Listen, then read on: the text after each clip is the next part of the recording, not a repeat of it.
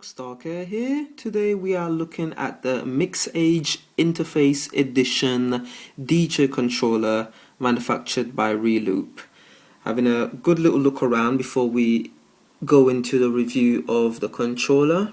So just give you a quick little close-up look. Now this is mainly for Tractor Pro. And you can use it with other DJ software like Virtual DJ and other music software that is mappable. Looking at in front of the DJ controller itself, we've got your mic input, your level and your through switch. The other end we have your microphone input. Both are 1/4 inch. Looking in front, we've got your play, pause button, your cue, your cup, and you've got your sync button. These can also act as your cue points 1, 2, 3, and 4. So in order to switch between the two functions, you would press down the shift button on the controller itself. In the middle there, you've got your crossfader, quite loose. You've got your levels for the left and the right side. You've got LEDs indicator, again it shows there, ready for tractor. So you've got your LED indicators there. You've got your power button indicator there and your MIDI connection power LED indicator there itself. A little look in the middle there, you've got a nice fancy cue mix for your headphones. There you go, cue mix for the headphones so you can listen to the mix on your headphones itself. You have a preview for each end, right there, preview for your microphone. You've got a nice decent jug wheel there, decent size. You know, it's like mid, not really large. It's not really on the large level. Now these are touch sensitive. You could use outside of the jug wheel itself to strobe through each of your tracks. Again, right here in front, you have your cue points 1 to 4, your play, cue, cup, and your sync button there. And there's the jog wheel on the other side there. Nice, decent jog wheels. Not so loose like the fader, so they're not that bad whatsoever at all. Have a closer look right there in the center. You have your EQ, free EQ. You've got your high, your mid, and your low for both ends there. Now these only stop, they're 180, so there's no sort of like pause in the middle. So they pretty much go all the way around. And you've got indicators there that doesn't really light up. Right in the middle there you've got your master levels. You've got your headphones, volume, master volume, and you've got the master level itself of the controller. Now these are accessible when you have an output gone into a mixer or another interface. You've got your load bank A button here and your load bank B button, whichever side you want to. You could use it as a C or D bank load. You've got your bigger scroll button right there in the middle. It also acts as a button, so you scroll through your track, load it into your decks.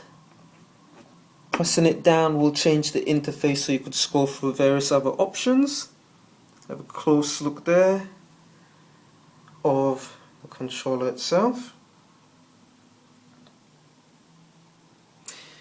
Now on each side of the jog wheels you have a scroll button there where you could scroll through your track, and you've got a scratch button there whereby pressing the button there you'll be able to use the jog wheel on top to do your scratching. You've got your pitch controls there. It does pause in the middle, quite on a small side. You've got your minus and plus just to give yourself a little push through your track, slow it down or to speed it up a little bit. You've got your shift button up there. Now the shift button gives you those extra highlighted in white functions, just like you would have down here. You've got your white highlights there, so these will correspond with the shift button pressed down. But without the shift button there, you will have this will act as a loop, a reloop, effects selector, so you get to select your effects, and effects on, so this will put the effects on. Having the shift pressed down, it will act as a loop in, a loop out, and then it will act as a main master level and a key lock. And it's the same pretty much here. With the shift down, what it will do is pretty much move the beat. And here it will act as a pan, and there it will act as your filter. So shift press down, it acts as a filter. This control knob here will act as a pan. This here will act as a beat mover. Without the shift press down, it will just change the length of your loop in and out. It will adjust your wet and your dry of the effects, and have a closer look right there. This one there will adjust the amount of effects that you are adding. Now right here you've got your gain control. So your gain control for that side of the controller, and you've got another gain control for that side of the controller itself. Same functions apply on the other side. So just moving back here, give you a good look at the controller itself. Now looking at the back of the controller, just turn that the other way for you.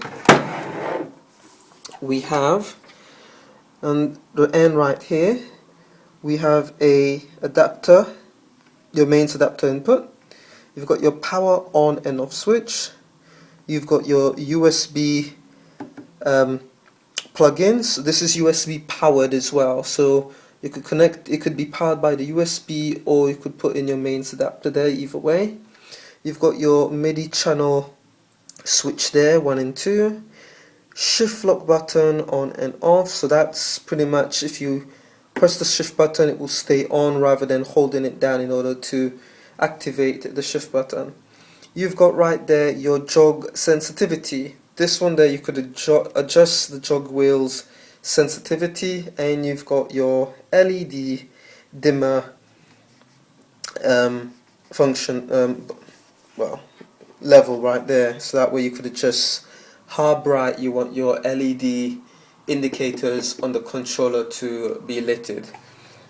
And you got your Mixage logo there, and the other end, pretty much this is the only sort of outputs or input, well, the only sort of outputs you're going to get out of this controller is RCA left and right outputs.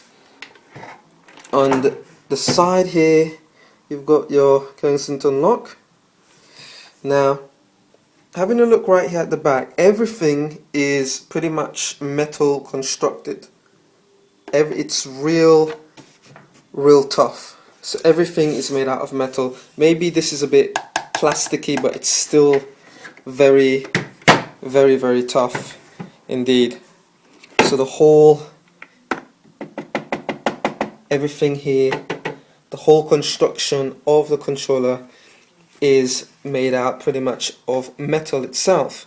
Now I'm going to do another video where I'm going to put the whole mixer on and just go through each function and demonstrate how they all will look being put on, working with Tractor Pro on my Mac. So for now, this is just a quick brief look at the Mixage Interface Edition